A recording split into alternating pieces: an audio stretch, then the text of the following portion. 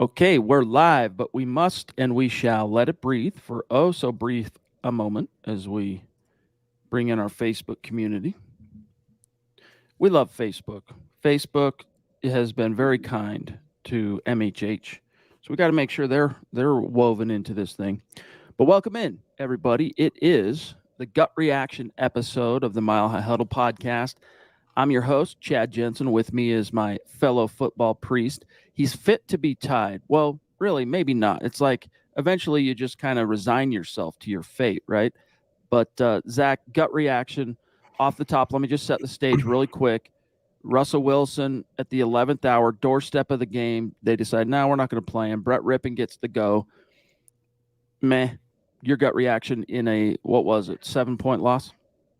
This is the 6th out of 7 games they've played where they've scored 16 points or less. And just for context sake, they averaged 19.7 under Pat Shurmur in 2021. So the problem, guys, is not Russell Wilson. Pass that on. The problem is not Russ. The offense looks the exact same with Brett Rypien. Doesn't matter who's under center. It's the sequencing. It's the play calling. It's the galaxy brain that the head coach / OC has in his head, and the Broncos, same result every single week. Same outcome every single week for years and years and years, Chad. It's pure apathy at this point.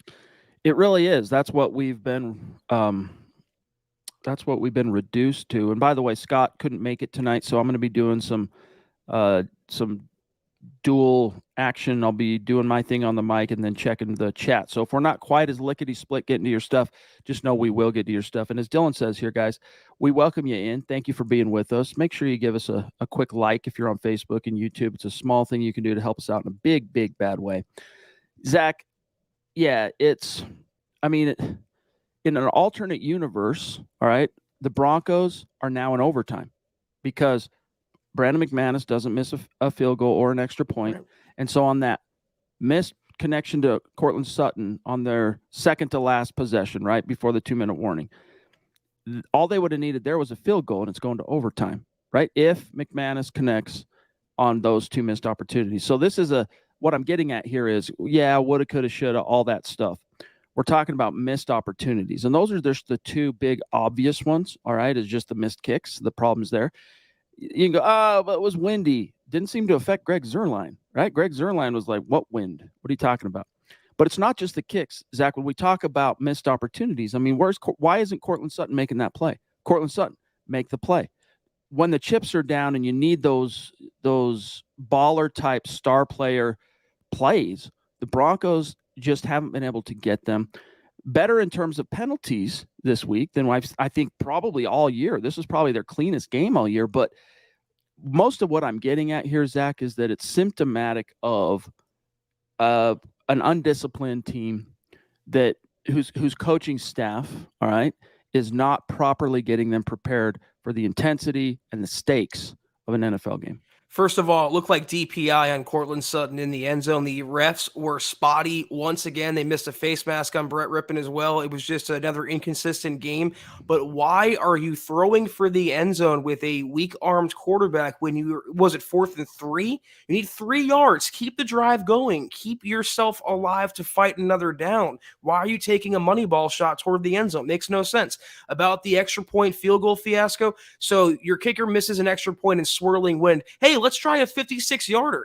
It's just, there's no rhyme or reason for what Nathaniel Hackett does, Chad. It's like he has one way of thinking for one scenario and then totally goes away from that the next scenario. And analytics be damned, logic be damned. He goes with whatever, Nathaniel Hackett thinks at that time. And it's just so, what's the word I'm looking for here? And I'm burnt out on incompetent. Help me out here, Chad.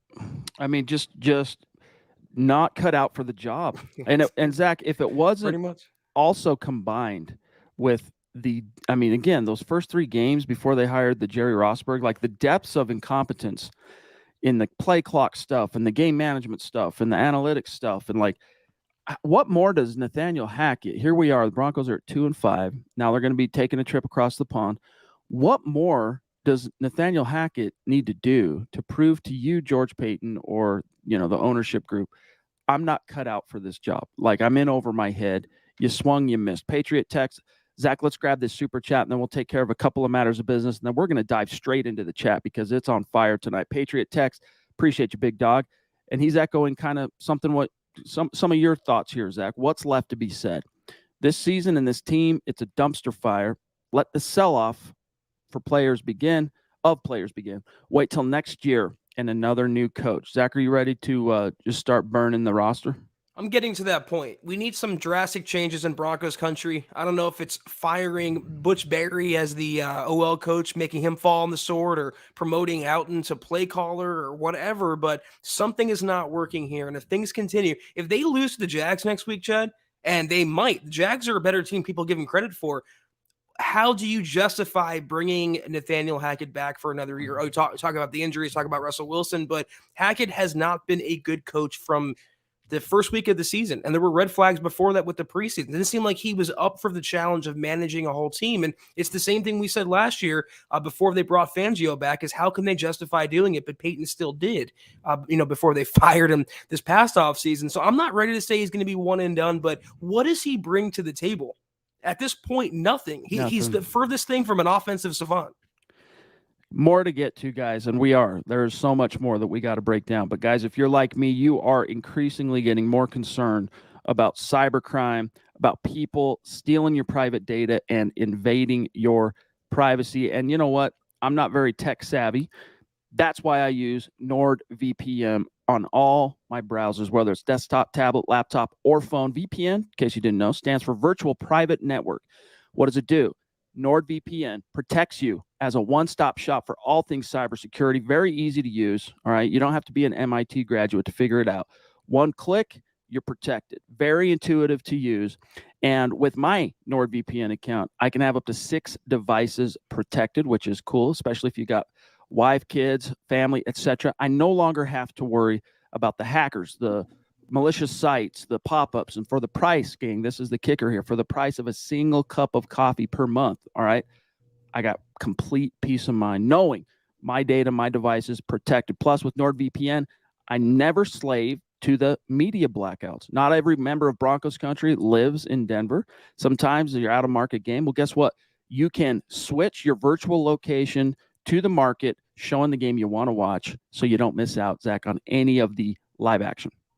Yeah, guys, the Broncos might let you down, but NordVPN won't. Broncos country, grab your exclusive NordVPN deal by going to nordvpn.com/MHH to get a huge discount off your NordVPN plan, plus 4 months for free. It's completely risk-free with Nord's 30-day money-back guarantee. Again, that's nordvpn.com/MHH to get 4 months free. And we just put the link in the description, and we also just put it into the chat, so you guys got that. FYI, capitalize on that. We appreciate them supporting the pod. Austin says, this game showed me how bad Hackett is. Fire him now. I feel you. We're gonna kind of blast through a few of these guys. Hang tight with us here. And it's a very, very hopping chat. So I'm loving it. I'm seeing some fire here. All right, here's Plum Bob. Thank you, buddy. He says 2-5, cry face emoji with the smile. I don't know what that is. What a joke of a team we are right now. That's most certainly true. Silent One with a very generous top rope super chat, helping us keep the lights on here. Thank you, buddy. He says it's time for a hard look in the mirror. Besides Patrick Surtain, everyone needs to go bye-bye. This core group together are losers. We need a serious rebuild, and this includes Wilson. Zach, that's why it's kind of, and thank you, Silent One, brother. That's why it's it's even more apathetic, because you go, well, like, think about it last year, all right, pre-Russell Wilson, pre-Hackett and all that. You go, oh, this is bad, but hey, think of all the possibilities next year. We're going to probably hire a new coach. We've got a first-round pick. We can go get a quarterback, whatever. Look, not only are you bereft of first-round picks, but you're now locked into a quarterback you paid $250 million before you ever took a single snap for you. Yeah, it's unfortunate. And again, I don't blame anyone for having bad feelings toward the Broncos right now. It's our job to get on here, Chad. I can speak for myself when I say there's not much that I can rehash when it comes to this Broncos team. 3 weeks ago, it was a must-win against the Raiders. Then it was a must-win against the Colts. Then the Chargers. and now a must win against the Jets, and the Broncos come up short once more. It seems like they do need to do some house cleaning, maybe sell off some of their pieces before the trade deadline. That's a tough situation for George Paton, though, because he did handpick Hackett, and selling off the team and having a fire sale would be an admission that the Broncos are not competing and the Broncos are not good enough with the roster he constructed. But the calls on Bradley Chubb, the calls on Jerry Jeudy, who had himself a game today, on Melvin Gordon, some others, KJ Hamler, they're going to only increase now with the Broncos looking out of it for the year. Problem is, because you committed to Wilson, you can't afford to go into a fire sale. You have to maintain a posture of belief and a posture of investment in the idea that you can compete in the very near future, not just right now, but like next year. You can't go selling off all your guys. Now, you can be strategic, like as Zach just mentioned, guys in a contract year, if you're not seeing, a future former, you feel like you've got horses behind him ready to pop next year. Like Bradley Chubb is a very obvious example.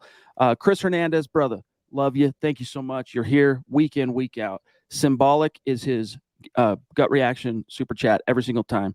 $9 super chat for the 9 points the Broncos produced for the fans today. And he says, painful with the broken heart.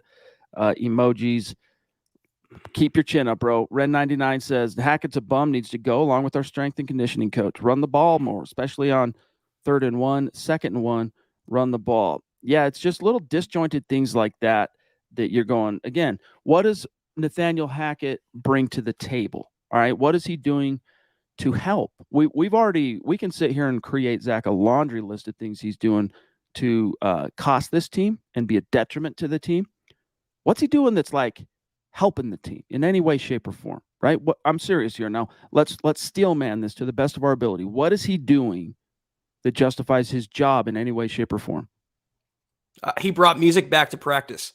It's things that don't really come out in the wash in the win-loss column for the Broncos, and the loss column for sure, but he doesn't do anything in terms of being an expert motivator. He doesn't really, I think, have the entire pulse of the locker room. He's looked at kind of like a clown, like an Elmer Fudd. I saw an Elmer Fudd meme about Nathaniel Hackett, and you know what? When you look at them together, and as incompetent as he looks on his job, the comparison is appropriate, Chad, but I don't know how you justify keeping him around when, I'll flip the argument this way, okay?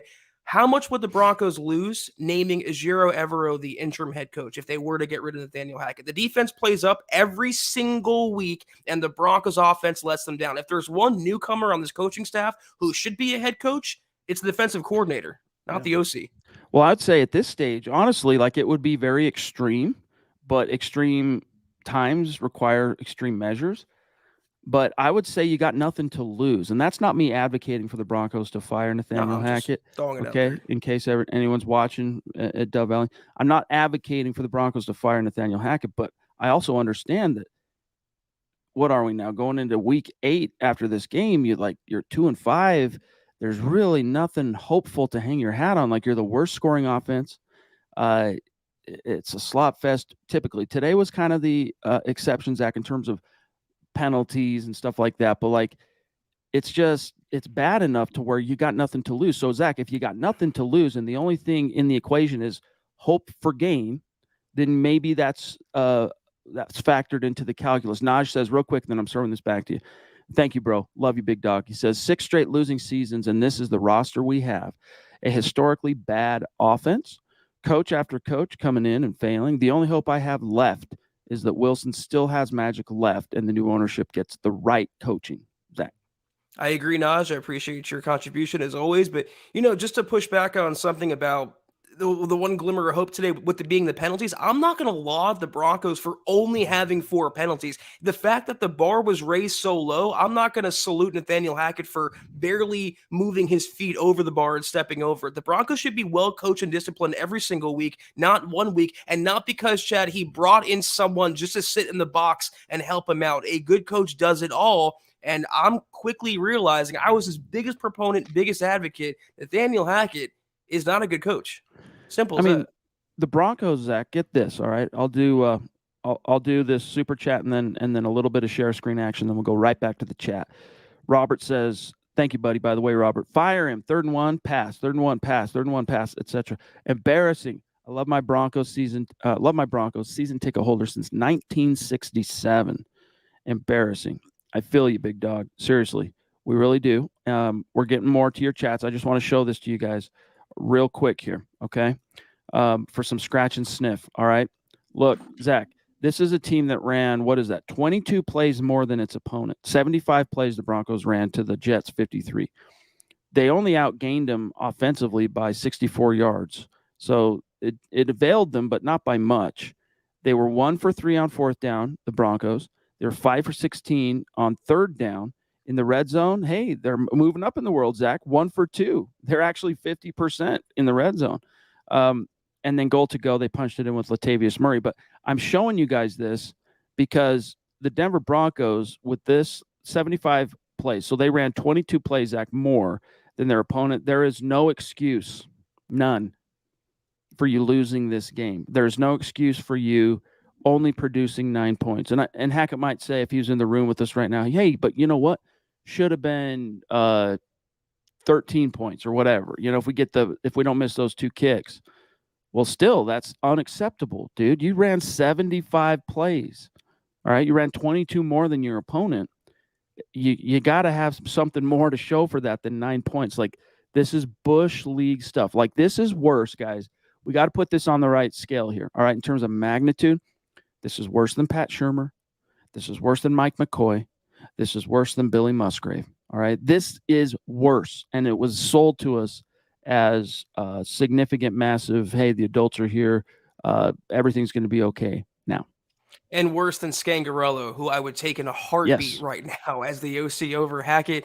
And the thing about the Jets, the Broncos can't even use their, we're injured excuse, because the Jets lost 3 players on offense. They lost their best lineman, the starting receiver, and their stud rookie running back in Breece Hall. Yet they still found a way to come out with the victory because Robert Salah has that team, penalties aside, just playing up for every game, the will to win, the finding the way to win. The Broncos lost how to win. They lost that skill and ability. They don't know how right now. That's why they're in the bottom of the division, the basement once again. What was the commercial, Chad? Dilly Dilly? That's where the Broncos are right now. Yes. Real quick, Zach, because the chat is moving so fast and there's so many supers, I just want to shout out these supporters on Facebook who are throwing down tonight. Andrew Lampy, Nacho, Ben Wallman, Jacob Foster, Phil McLaughlin, Casey and Nicole, Wyatt, McGill, George, and Pat. Appreciate you guys. Tonight, it's going to be hard to get to everybody, but we're going to do our dat-gumdest, if that's a phrase you ever heard in your life. Isaiah 11:27. What's good, big dog? Says, I feel sorry for this defense. They play their hearts out and get let down by this offensive coaching staff. We're so predictable, and it's hard to watch. It is hard to watch. And it's to a point now, Zach, where it's mean. Like, there were times where it got kind of dark and bad, like under Drew Lock, especially post-Teddy Drew Lock, all right, where commentators that were calling the game and then the national people in the pregame shows and whatnot kind of would joke and make comments that were just demeaning and disrespectful or whatever. Par for the course for the worst teams in the league. Broncos jumped that shark, Zach, like week 3. This is, again, when we talk about magnitude of disappointment, magnitude of incompetence, magnitude of coming up far short of the mark. That's where we're at right now, which is why it wouldn't surprise me to see an extreme thing happen. Although with a trip across the pond next up on the docket, I'm not sure how much sense it would make, Zach, to shake things up considering that. It was the pit of misery. So dilly, that's where the Broncos are right now. From a world of suck to the pit of misery. And Hackett came out in his press conference, I'm reading on Twitter right now, and said he would consider surrendering play calling duties, but he doesn't think he's holding them back. He's not going to admit that he's the problem, but I don't think he can even realize, he doesn't have enough self-awareness to realize that he is the problem and he's not cut out to be a head coach. So I don't know if the Broncos are going to make that drastic move, Chad, but it seems like he's trending way toward more a one-and-done type coach than a guy who's going to come back for year 2. Honestly, right now, it would be an upset if he were to survive this season in any way, shape, or form as head coach of this team. Waro, what's up, big dog? He says, can we check the quarterback room's water for contamination? Because for some reason, they all throw to figments of their imagination that aren't there. Yeah, he's specifically talking about that deep shot Rypien took late. But I have a feeling on that one. It was obviously it was a busted communication. You don't need to be a rocket scientist to figure that one out. But I would guess, all right, that it was probably a wide receiver not running the route. And by the time he pulled the trigger, it looked like the guy was going, and then he little curl, etc. All right, Zach. I'm going to move through this really quick because it's hot and heavy. The Duchess saying, "I am speechless. It's not the QB, it's the coaches. Let's suck." Yeah, it sucks, dude. It sucks. It sucks, Michaela.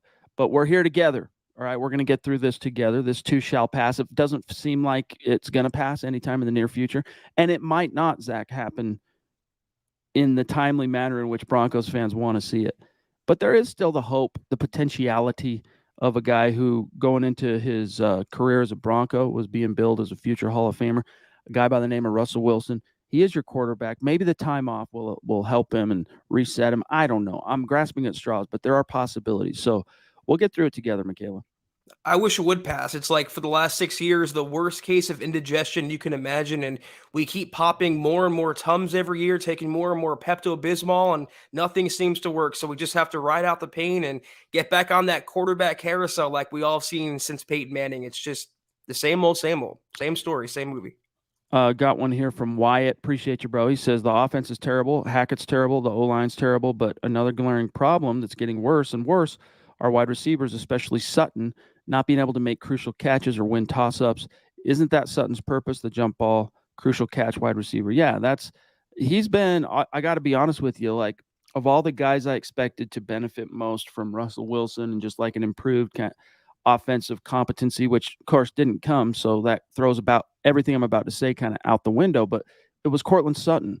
I really expected this to be the year where we started seeing those big baller Pro Bowl type Sutton moments, like we saw his Pro Bowl season, Zach, of 2019, when, he caught passes from 3 different quarterbacks and game in, game out, posterized the opponent. He got handled today, Zach, by Gardner.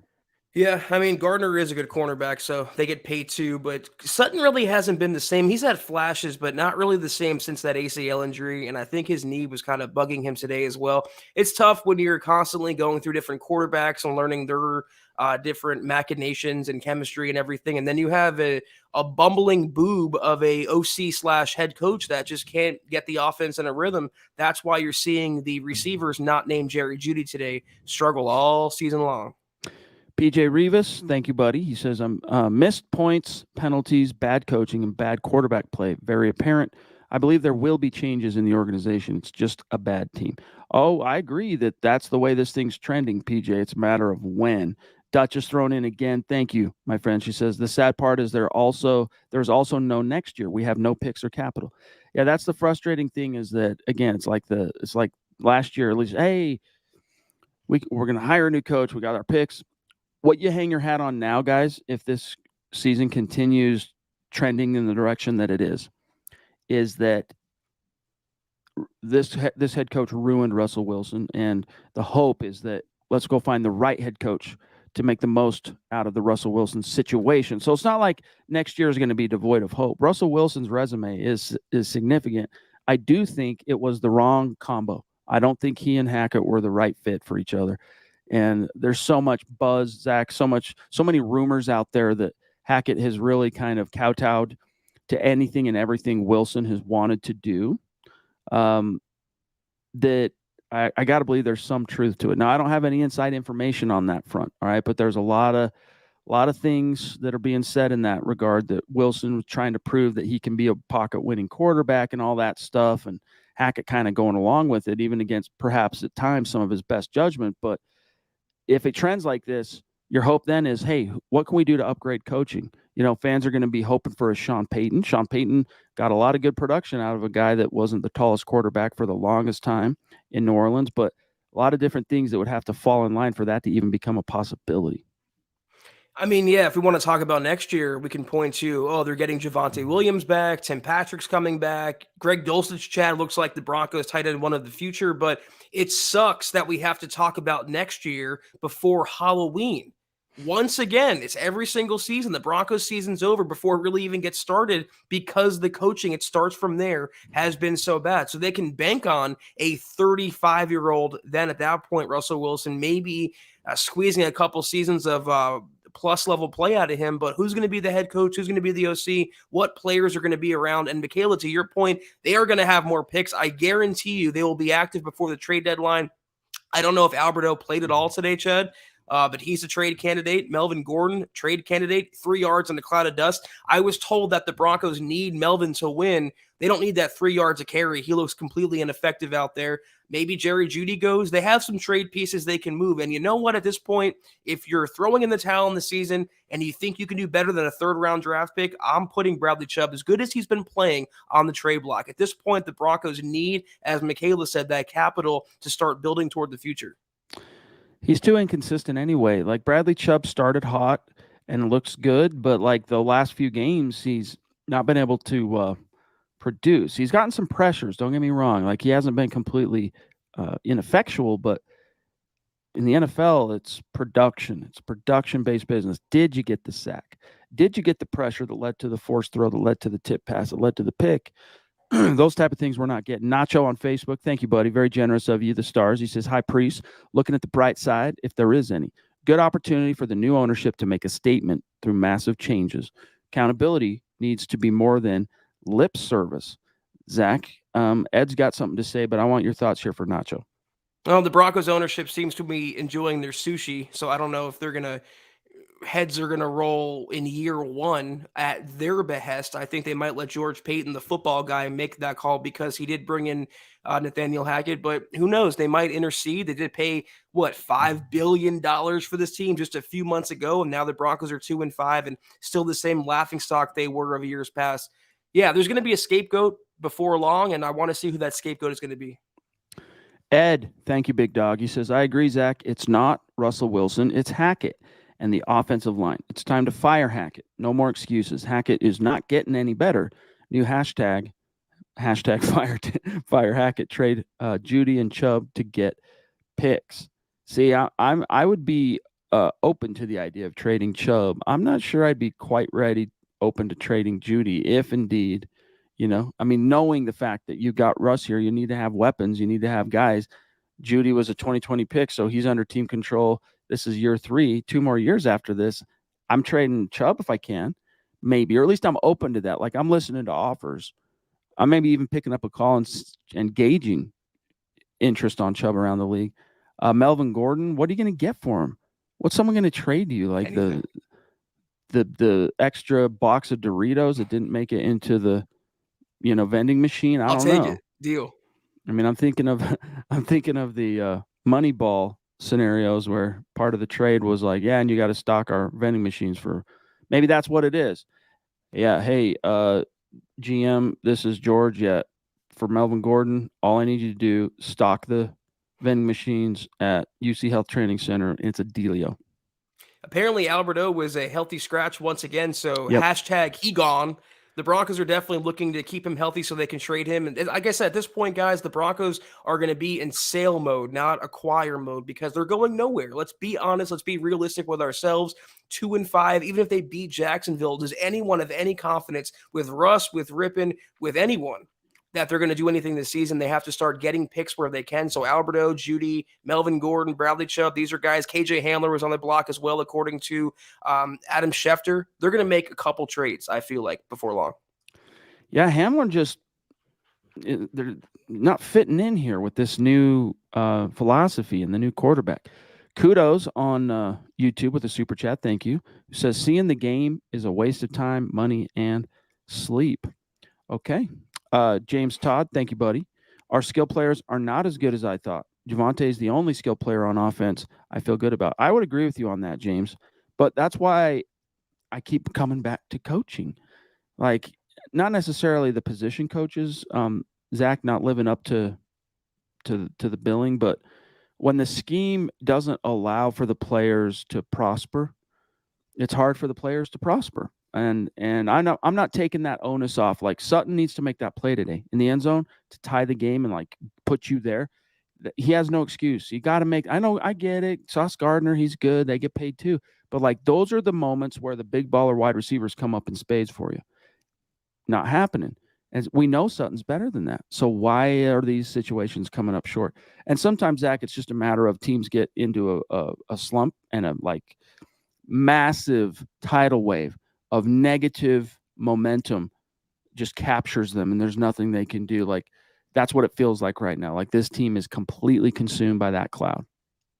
They just forgot how to win, and they've forgotten for many, many years now. And there's nothing more that needs to be said about it, really. Um, I, I see a comment real quick by Jeremy Sean. I want to take, Yeah. we kind of bantered back and forth at the meet and greet. He's a Gordon proponent, I shall say. Jeremy says we only have 2 healthy running backs because Mike Boone got dinged up. Gordon is getting traded. Well, just sign someone off the street. Promote a Zigbo to the 53 permanently. Like, you don't need Melvin Gordon around. He's not doing anything to help you win games. It's 3 yards and fall down. He is the new Noah Fant. And really, on all, this is what I wanted to make a point ago, about 5 minutes ago. I said last week on the podcast, Chad, maybe the players just aren't good enough. So to the previous comment, I kind of agree with that, though I'll always defer to coaching. It starts, at the top. Crap rolls downhill with the Broncos, and right now it's rolling from Nathaniel Hackett's feet. But sometimes the players are just not good enough. Kendall Hinn, as much as we love him, should not be on the field as a wide receiver. Tyree Cleveland should not be on the field as a wide receiver. They're just not good enough personnel in certain spots to succeed with. But then again, a good coach could make chicken salad out of chicken, what. If Bill Belichick can win games with Bailey Zappi, then the Broncos should be able to get 1 touchdown out of Brett Rypien. 1. Yeah. It was cool to meet you, Jeremy, my friend. Appreciate you. And the thing with Melvin Gordon, like, all the other stuff aside, you haven't seen him make a big play this year. What is he like? Name one big play, and it could be just a 30-yard run. Like, doesn't have to be a touchdown. What has Melvin Gordon done this year? Nothing except fumble, 3 yards in a cloud of dust, and or fumble. And so I feel you on that, Henry.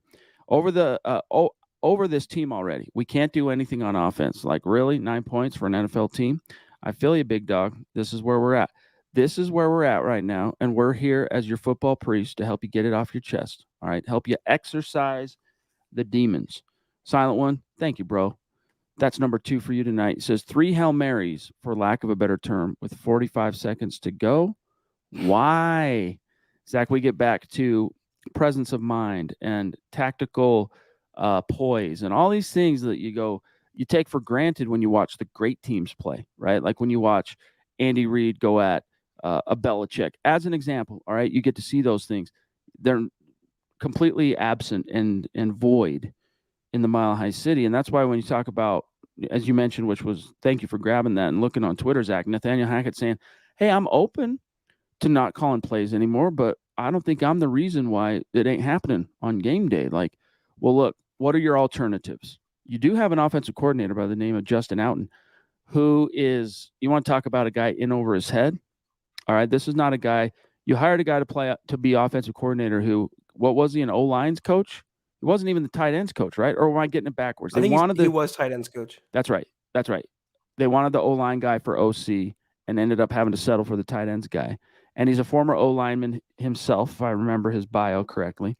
Never called plays, never even come close to sniffing the opportunity to call plays, never worked directly with quarterbacks, and you hired that guy to be your offensive coordinator. So if, Zach, Nathaniel Hackett were to relinquish play calling duties, I'd bet dollars to donuts that it's not going to be Justin Outen calling plays. It'd be Clint Kubiak.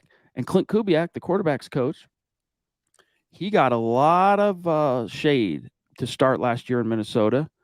And then he kind of turned it around. And by the time the season was over, he'd kind of earned back the faith and belief of the Vikings faithful. But I'm not that stoked on giving it to Kubiak. But at this point, it's like, hey, what do you got to lose to shake things up a little bit? Like, whatever your model is that you so believed in to build around this season, it's a fallacy. So what do you got to lose?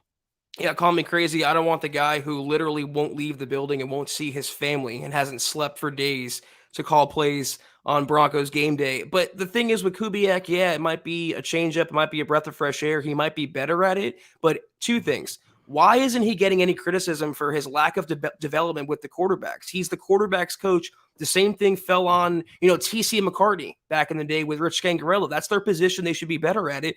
And what if Clint Kubiak is a better play caller than Nathaniel Hackett, the guy they hired to be the head coach / OC? So it's like a lose-lose situation, kind of like today. If the Broncos would have won and Brett Rypien would have played well, it would have been, well, Why are they better without their $250 million quarterback? Because they lost. Now they're 2-5. The offense looks the same. It's the season's over. Hackett is obviously the problem. It's just bad all the way around. It's another situation where we're looking back in hindsight, and I'll speak for myself, kicking myself a little bit more that I wasn't perhaps a little bit more quizzical about the fact that you hired a first-time head coach, and all three of his key hires at the coordinator positions were all first-timers themselves. And, hey, you went 1 for 4 on that, right? You got the defensive coordinators chopping wood. No one else is. Vincent, thank you, buddy. He says the true irony here is that Seattle will use the Broncos draft pick to choose its next franchise quarterback, while the Broncos will languish in mediocrity for another 5 years. That is ironic, isn't it, if that's the way it shakes out, my friend? A lot of people are saying, oh, Seattle's laughing their rear ends off. The Brainstorm, thank you, bro. If we do trade Judy or Chubb, do you want higher or more picks? Zach, I don't meaning like one high pick or multiple, lower round I think picks. that's what I think. Yeah, I think that's the question. I'll answer for Chubb. If you can get a second for him, I'm probably taking that, because the best you can do if you let him walk on the open market would be a compensatory 3rd round pick.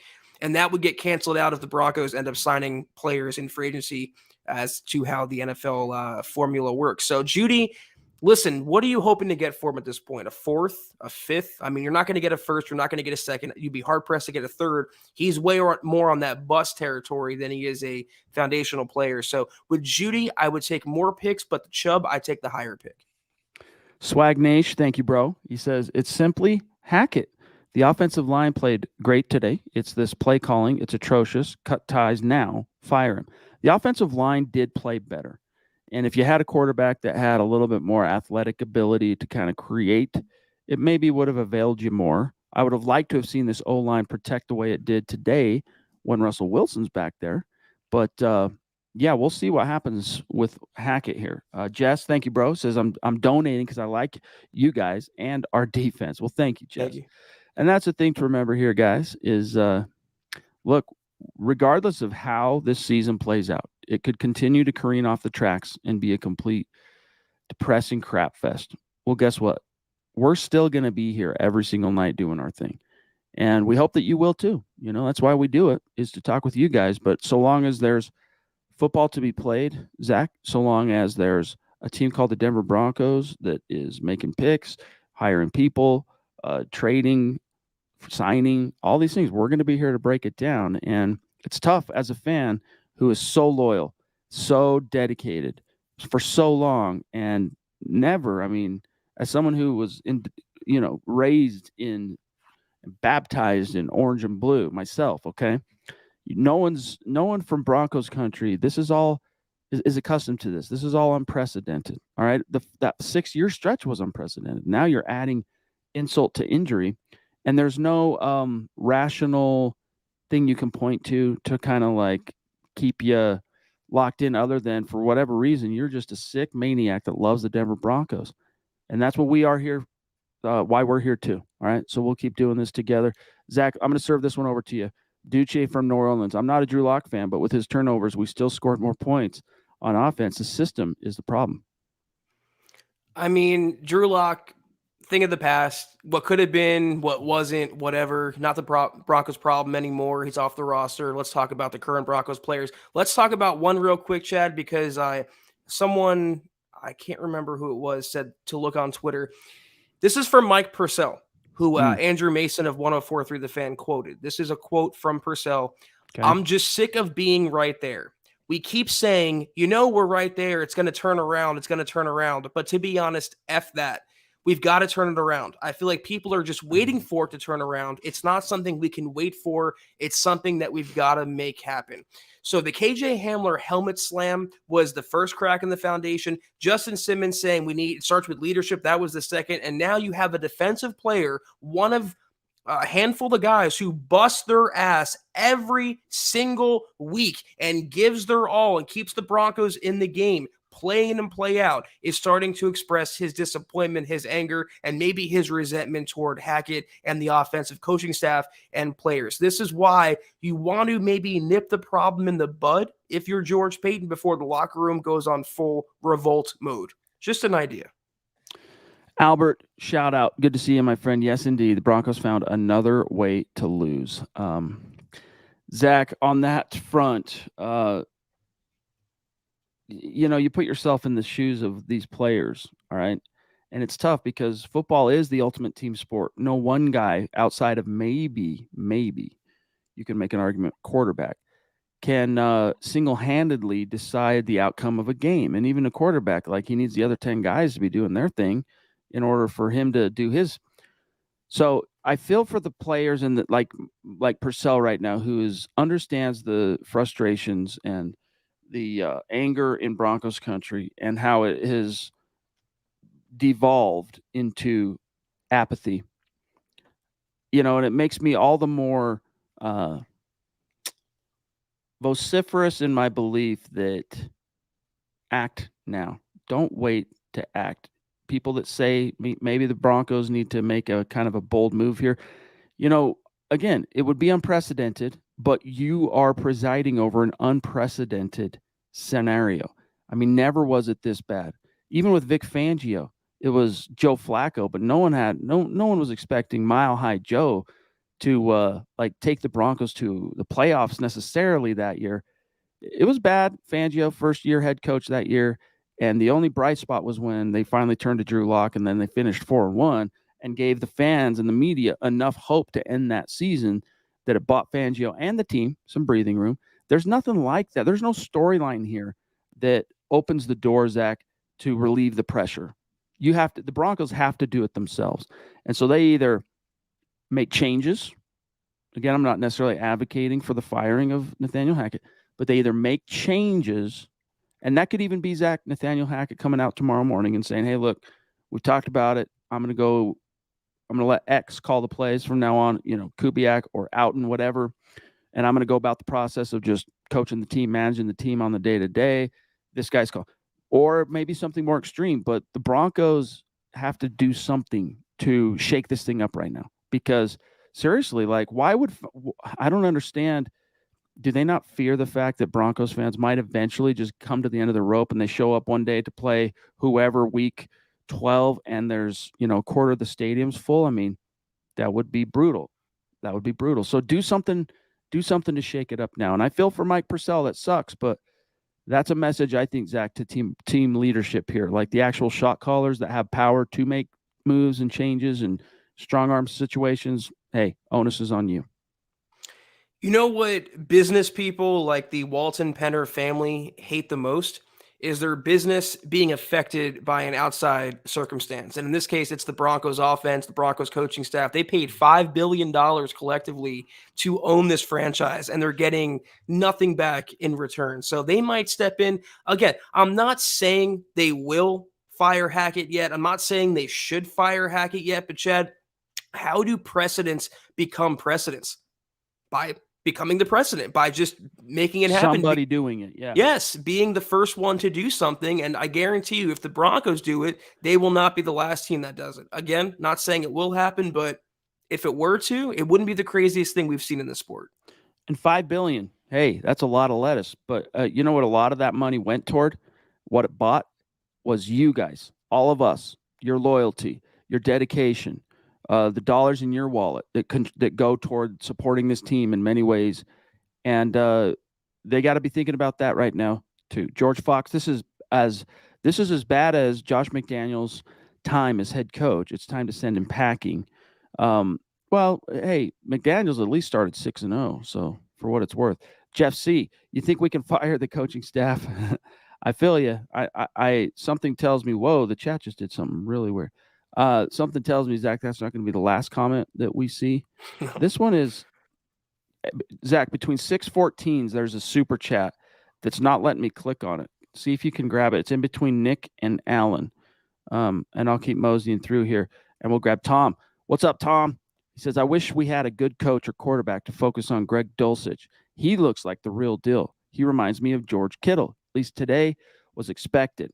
Yes, brother, you're right. He has been very encouraging today. For what it's worth, your boy Greg Dulcich, 9 targets, Zach, 6 receptions, 51 yards. Impressive second game by the rookie. Yeah, he quickly made Alberto expendable, and he looks like a building block, a bright spot for the future. But without a quarterback to get him the ball or an offensive coordinator scheme him open, it'll limit his potential, and maybe he might not reach that Kittle ceiling. But definitely an encouraging sign that he's hitting the ground running after inactivity for so many months. Are you seeing that, by the way, or is it just a I weird? see Lilo. We Yeah, just got Tom, yeah. and All right, then don't I worry go about it. through Don't worry about A14. it. I don't see anything. All right, Lilo. We blame Peyton and Hackett for our dreadful season, but it should be on the coaching staff. They look after these players, but yet I don't know why we suck. Yeah, right now it's very much so on the coaching, no doubt. Oi boy, what's going on? Chaos, Josh. He says I took the 60 bus out of, or no, hold on, let me do this again. Took the 60 bus down to MHH Huddle. Chad and Zach, sorry, this is an inside joke between only two people right now. There's 1,000 people in this chat, and 10 times that will be listening on demand that are going, what the heck? Josh, appreciate you, bud. He says, Chad and Zach were on the pod. They're waiting for me. It's a rancid reference, all right?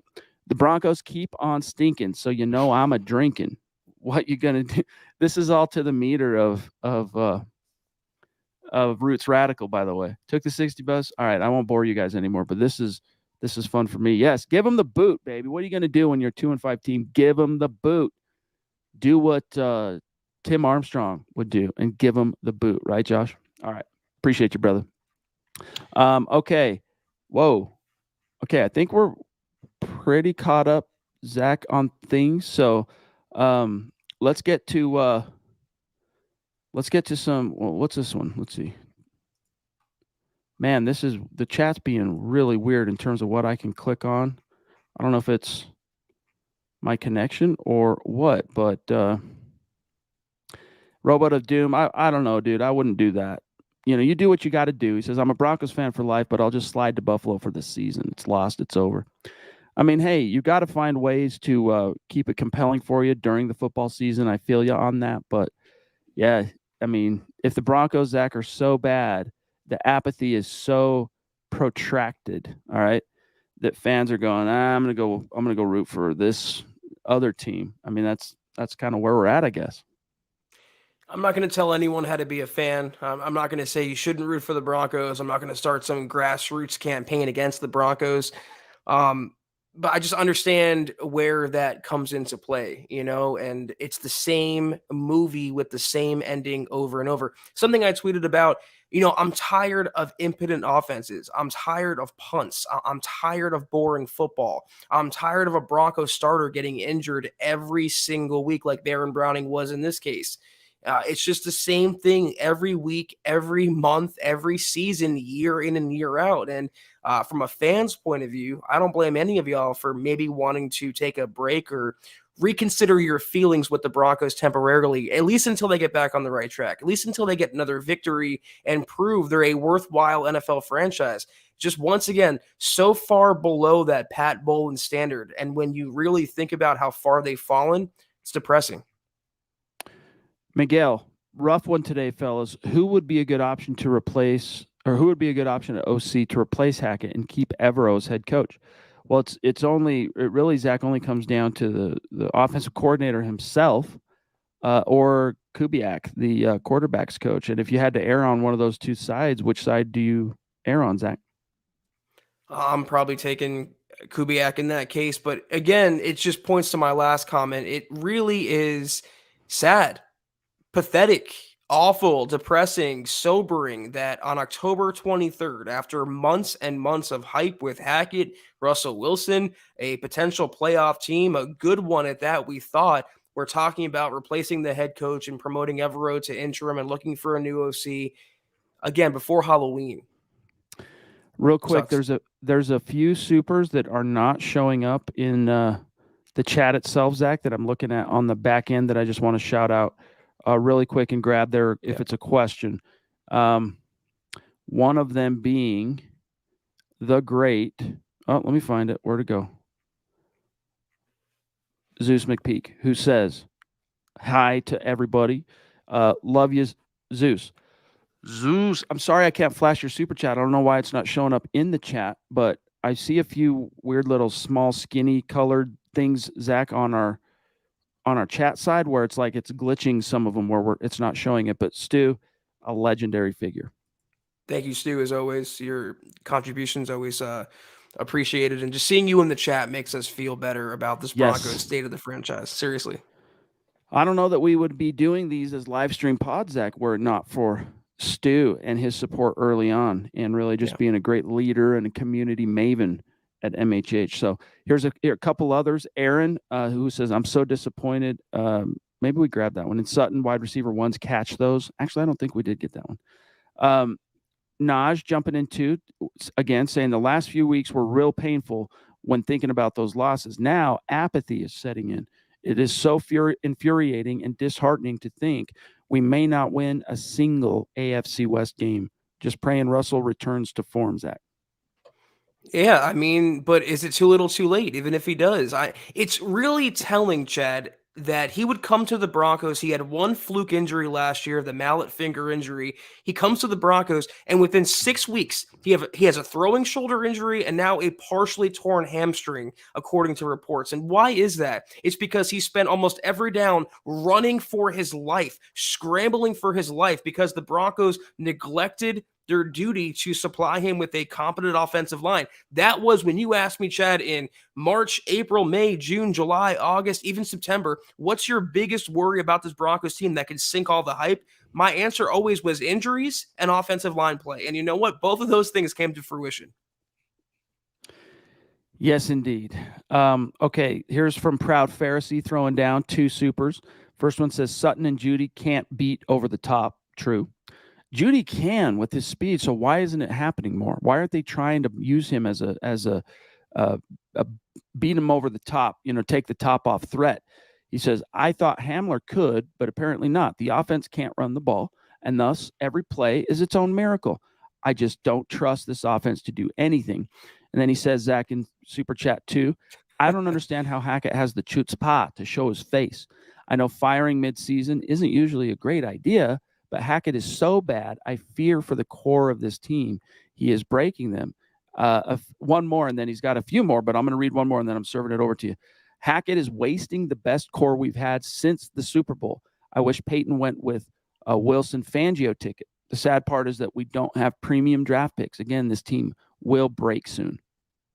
First of all, I love that saying, every play is its own miracle, because you're hoping, whether it's a 2-yard run, whether it's a 10-yard pass or a bomb, that it's going to work out. And every single yard seems so hard for the Broncos, doesn't it, Chad? Every single point is so hard for the Broncos to achieve. And that's where we're at. Same thing as 2016, 17, 18, 19, 20, 21, and now 22. Here we are. Started at the bottom, and we're still at the bottom.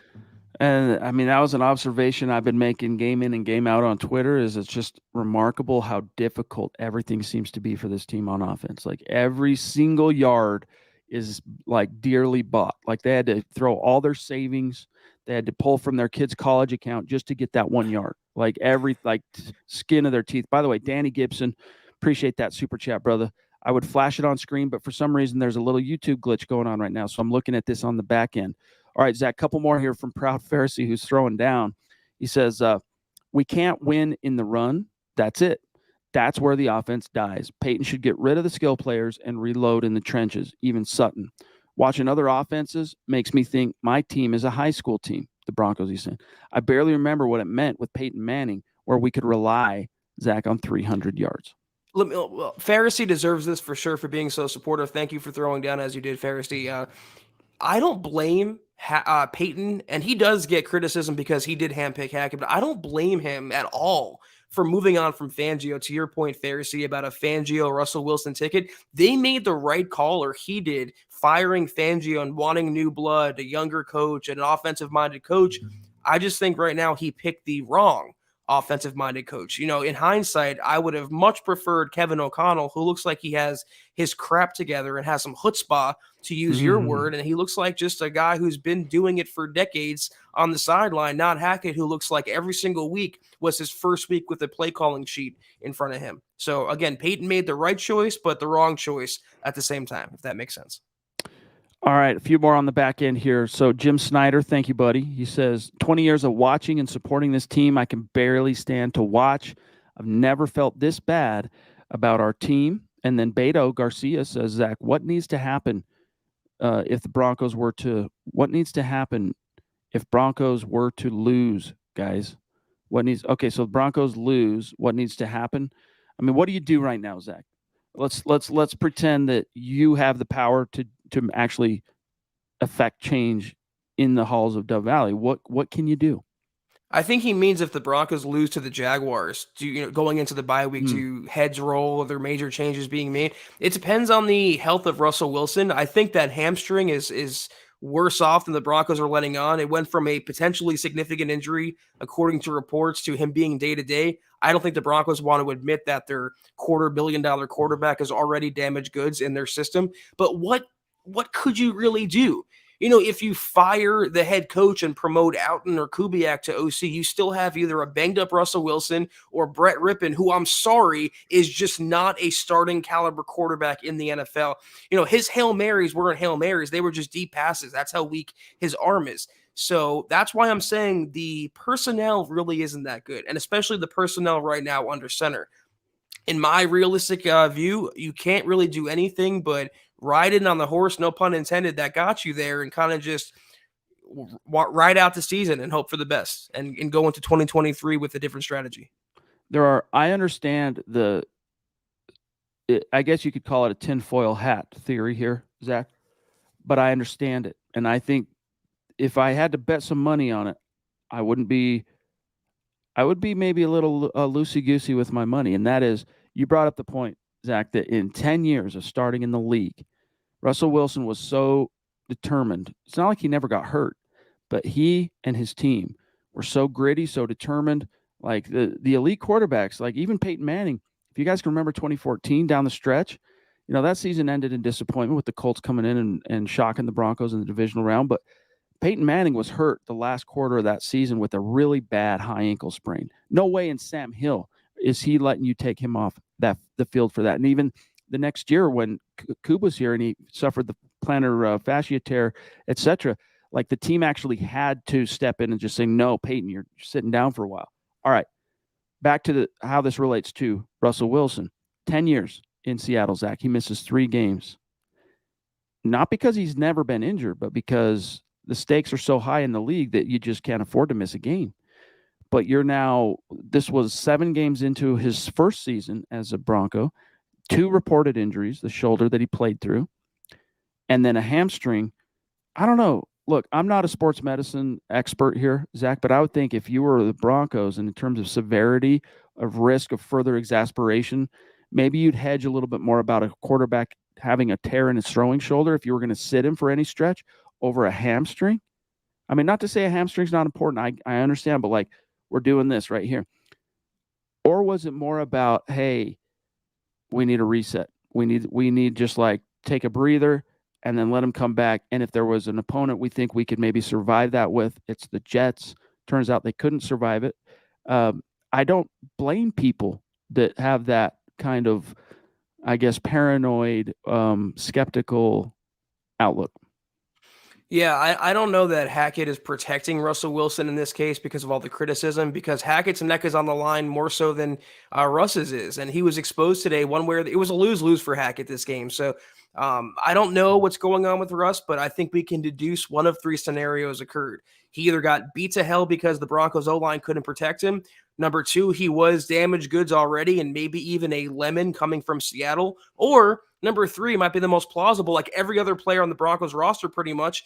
The strength and conditioning program isn't that good in Denver, and it led to another lower body soft tissue injury, and this one so happens to be the $250 million quarterback. There might be a combination of those factors, Chad, but they are legitimate things to consider. All right, we're about to the 1 hour mark, Zach, so I'm going to rapid fire some of our great supers here. Corey says, and by the way, Corey H., love you, big dog. We have never been this bad. We've never been in this bad of a situation. We at least always had the draft to look forward to. Now we have to sell Chubb, Simmons, Gordon, if we can, Judy or Sutton, get as many picks as we can. Zach, real quick, rapid fire reaction to that. I'll tell you one thing. I don't think it's going to happen, but Simmons, for the second game in a row, Chad, I don't know if you noticed, he went back to being Justin almost Simmons. Yep. Yeah, he was missing tackles. He was late on his assignments. I don't know maybe his leg is still bothering him, but if they were to go through with it, they can regain some of that capital, and it gives George Paton more darts to throw at the dartboard on draft night. But it's not an ideal scenario, to say the least. Aaron with another saying the biggest issue here is the lack of effort. Sutton won't block on any wideout screens. No effort on 50-50 balls. No one besides Greg Dulcich can break a tackle. Well said. Orange, what do y'all think about Kellen Moore, Zach, as a head coach candidate? Real quick, your thoughts on that. I was big on Kellen Moore, but he gets a little too cute for his own good, and the Broncos already have that problem with Hackett, so they have to keep looking for the next great thing, in my opinion. Wero says, shouldn't trade anyone. There's no value. We'll see. Proud Pharisee with another few supers. He says, to be honest, with Peyton's reputation, I don't really think Hackett hangs around. I don't trade Chubb. I need to win in the trenches. I trade skill players, Simmons, Sutton, Judy. I'll trade Wilson for a 1. And then he says, I need to be fair and acknowledge the better O-line, but they still couldn't make the defense consider them a threat to run up the middle. And then he says, lastly here, Zach, you are on the money. This locker room will melt in 2 ways. The locker room on Hackett and the defense on everyone else. Defense balls out every week and for nothing. I would be screaming in the locker room. I don't blame Purcell or any other defensive player for feeling anger or anything right now, frustration. It's been the last 6 years, for the most part, a two-way split in the locker room. It's not the Broncos' one heartbeat. It's the offense versus the defense, and we're seeing the same thing play out once again. Lilo with another super saying, hi, I'm off work. This L today. Whew, another story. We feel you. Okay, I think that catches up a little to what I see in the chat. So Lilo here saying, just for laughs, switch both offense and defense, see which side can score more points than the other. I'm sure the defense could put up more points than the offense. That's where we're at. I'm sure Cherry Creek right now could put up more points than the Denver Broncos. And I'm really not that trying to be that facetious. Rick Sanity, appreciate it. My biggest fear is Denver somehow cobbles together 6 or 7 wins and allows Hackett another year. Tom, the worst is we passed on Kyle Shanahan, and then we passed on Kevin O'Connell. Why can't we hit on any of these? Billy Turner and Quinn Miners played well, very good today. Yes, they have been a welcome relief, a welcome upgrade to the O-line. It's just unfortunate that it's not coming out in the wash. Tom also says the locker room is lost. Players' body language says it. Yeah, that's definitely what the language is communicating right now, Zach, is this is a team that at whatever point that it bought in to the Hackett thing and the Wilson thing, that investment is gone now. And so now what are they doing? Now it becomes the mercenary mindset, right? Hey, I got to put enough good tape on so I either keep my contract with the Broncos or, I'm going to be a free agent next year, so I'm out there for me. It's no longer about multiple components working as one towards a unified goal. It then becomes the every man for himself kind of mercenary thing, which we've seen in Denver. Most of the way, the preceding 6 seasons, with maybe one exception, the Locke rookie year, with maybe that one and 2016 as an exception, that is what happens.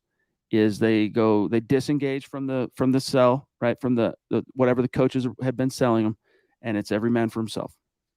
Never forget the Broncos could have had Kyle Shanahan and Wade Phillips pair together, and they settled for Vance Joseph and Joe Wood. It's just been one of those things year in and year out. They can't get the head coach hire right. But to a previous comment about the Broncos eking out 6 or 7 wins and saving Hackett's job, even if they were to do that, which it might be likely or might not be at this point, can you ignore, if you're ownership or George Paton, the way the Broncos lost and sometimes even won games, how bad Hackett was? I mean, the fans counting down the play clock, not having a punt returner back there, all the idiotic, boneheaded play calls, the cracks in the foundation with the defense, the red zone inefficiency, the third down inefficiency, Russell Wilson being a mid quarterback at best. I don't think you can even overlook that. If you're dead set on firing Hackett, I don't think 6 or 7 or maybe even 8 wins can change your mind. Appreciate everybody for being with us. With that, we're going to sign off for tonight. Actually, we got a few messages here for you, and then we're going to sign off. Yes, that was the Mile High Huddle podcast. Thank you so much for tuning into the gut reaction to the Broncos' 4th straight loss, this time to the New York Jets. It was a good podcast. We appreciate you guys hanging in there. But in the meantime, tomorrow is the aftermath episode. In the meantime, follow us on Twitter at the MHH Pod. Also, the main account on Twitter at Mile High Huddle. Follow Chad on Twitter at Chad and Jensen, myself at Kelberman NFL, and Scott, our producer, at Scout Kennedy. If you guys want some of our merch, know what it is, where it is, huddleuppod.com. Get your merch on, and facebook.com/MileHuddlePod. Like that page and follow that page. If you haven't, go to Apple Podcasts and leave your football pre-say 5-star review for a chance to win some of that merch each and every month. But if anything, please, as you see ticking below you, sub, like, and share this video and every video you see on the MHA channel. It really helps us grow and reach more of Broncos country just like you. Shout out. We didn't get to spend as much time on our great Facebook community as we would normally like to, but it gets crazy on the gut reactions. Andrew Lampy, Nacho, Ben, George, Jacob Foster, Phil McLaughlin, Casey and Nicole, Jeremy, Charlie, Anthony, Wyatt, Miguel, and Pat. We really do appreciate each and every one of you and all of our Super Chat superstars that chipped in tonight. Seriously, guys, you can help keep the lights on here. You're the reason why we're able to continue doing this, even in the face of terrible football coming out of the Mile High City. We're going to be here for it all. All right. We're going to be unflinching. All right. We're going to stand and be as stoic as we can, but also, hey, gut reaction. It's here for us to work out our hormones on these issues, and it's here to also as a dialectic. We want to help you work out your hormones, get things off your chest. We want your takes. That's why we do this. We love hearing what you guys have to say and some of your insights and your questions that sometimes challenge our takes and our stances on issues. And it just is a heck of a lot of fun. And Zach and I are very addicted to it. And we love you. We appreciate you guys. We'll see you tomorrow. Take care. And as always, guys, go Broncos.